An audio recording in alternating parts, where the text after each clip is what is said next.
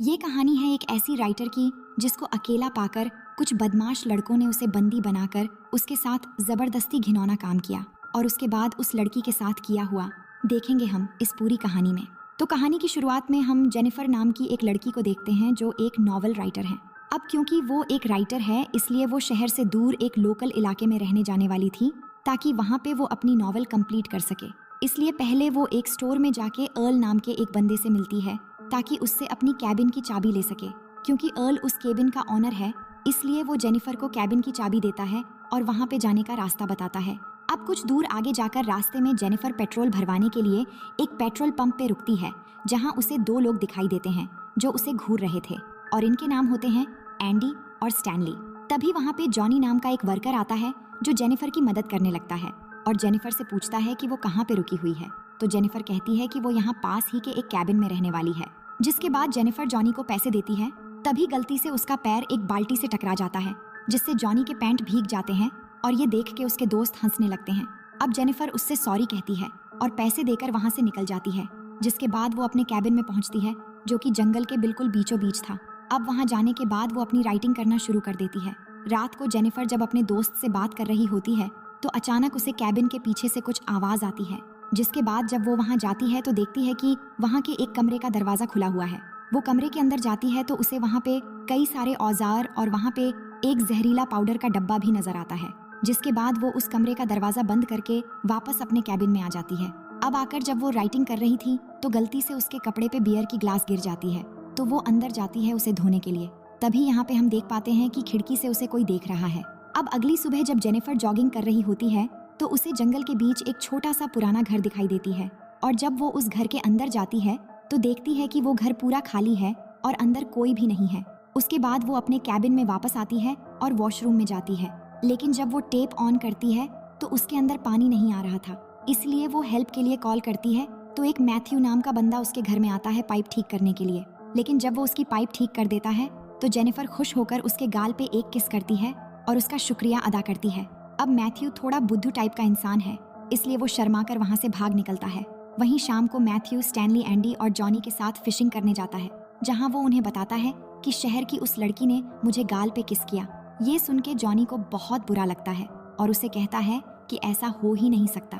तभी Stanley Johnny को अपने कैमरे में जेनिफर की वीडियो दिखाता है, यानी वो स्टैनली ही था जो उसे खिड़की से देख रहा था। ये सब देखकर जॉनी की नीयत खराब हो जाती है और अपने दोस्तों से जेनिफर के बारे में उल्टा सीधा बोलने लगता है और कहता है कि देखना, आज रात को ही मैं इस लड़की का शिकार करूंगा।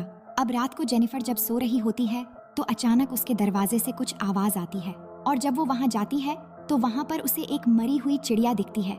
ये देखकर वो काफी घबरा जाती है। जिसके बाद वो अपने कैबिन में वापस आ जाती है।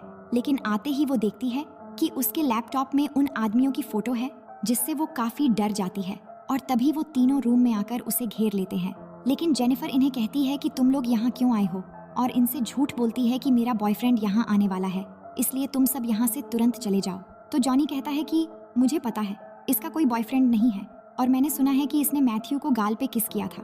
ये कहकर वो मैथ्यू को बुलाकर अंदर लाते हैं। लेकिन जेनिफर कहती है कि मैंने उसका शुक्रिया अदा करने के लिए वो किस किया था। तो जॉनी कहता है कि मैं शहर की लड़कियों को अच्छी तरह जानता हूँ और उन्हें क्या चाहिए होता है ये भी जानता हूँ। जिसके बाद जॉनी जेनिफर को दारू की बोतल देता है और उसे पीने के लिए कहता है। लेकिन जेनिफर ये नहीं करना चाहती तो जॉनी कहता है कि अगर तुम दारू पी लोगी तो हम लोग यहाँ से चले जाएंगे। जिसके बाद जेनिफर ना चाहते हुए भी दारू पी लेती है लेकिन वो लोग फिर भी वहाँ से नहीं जाते। और तो और जॉनी एक बेसबॉल बैट उसके मुंह में लगाता है और जेनिफर को अपना दांत दिखाने के लिए कहता है। तो जेनिफर उसे अपना दांत भी दिखाती है लेकिन जॉनी उसके दांत पकड़ के हिलाने लगता है। जिसके बाद एक गन निकालकर जेनिफर से कहता है कि इस गन को किस करो और इमेजिन करो कि मैं ही तुम्हारा बॉयफ्रेंड हूँ। और उस गन को किस करवाता है और गन को उसके मुंह में डालकर हिलाने लगता है। वहीं मैथ्यू को ये सब देखकर अच्छा नहीं लग रहा था इसलिए वो अपना मुंह दूसरी तरफ कर लेता है। उसके बाद एंडी जेनिफर के मुंह में एक बॉटल डालता है और उसे फोड़ने वाला होता है। लेकिन तभी जेनिफर उसे धक्का देकर गिरा देती है और अपने बैग से स्प्रे निकालकर स्टैनली की आंखों में डाल देती है और वहाँ से निकलकर भागने लगती है। अब भागते भागते सुबह हो जाती है और रास्ते में उसे दो आदमी मिलते हैं जिनमें से एक अर्ल नाम का वही बंदा भी था जिसने उसे चाबी दी थी। इसके बाद वो उनको सारी बातें बताती है। तो दूसरा बंदा जेनिफर से कहता है कि मैं एक शेरिफ हूँ तो तुम चिंता मत करो। इसके बाद शेरिफ अर्ल से कहता है कि तुम जंगल की दूसरी तरफ जाओ ये कहकर वो जेनिफर को अपने साथ लेके वापस उसके कैबिन में जाता है और जाकर जब वो वहाँ पे छानबीन करता है तो उसे वहाँ पे कोई भी नहीं मिलता, लेकिन उसे वहाँ पे जेनिफर की बियर बोतल मिलती है। तो वो कहता है कि शायद पीने की वजह से तुम्हें हेलुसिनेशन हुआ है, लेकिन जेनिफर कहती है कि मुझे कुछ भी नहीं हुआ है, इन लोगों ने सच में मेरे साथ जबरदस्ती करने की कोशिश की थी। लेकिन शेरिफ यकीन नहीं करता और जेनिफर की तलाशी लेने लगता है और हम देखते हैं कि वो तलाशी करने के बहाने जेनिफर की बॉडी को गलत तरीके से टच कर रहा है। तभी वो चारों लड़के वहाँ पे आ जाते हैं और जेनिफर को देख के मुस्कुराने लगते हैं। ये देख के जेनिफर समझ जाती है कि वो शेरिफ भी उनसे मिला हुआ है, जिसके बाद शेरिफ भी जेनिफर के साथ बदसलूक करने लगता है और मारने लगता है और कहता है कि अब तुम्हारे साथ बहुत बुरा होने वाला है।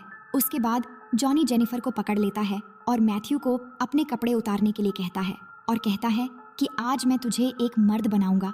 तो मैथ्यू अपने कपड़े उतारने लगता है। उसके बाद वो जबरदस्ती जेनिफर के कपड़े फाड़ देते हैं और उसे नीचे लेटा मैथ्यू से कहते हैं कि तुम इसके साथ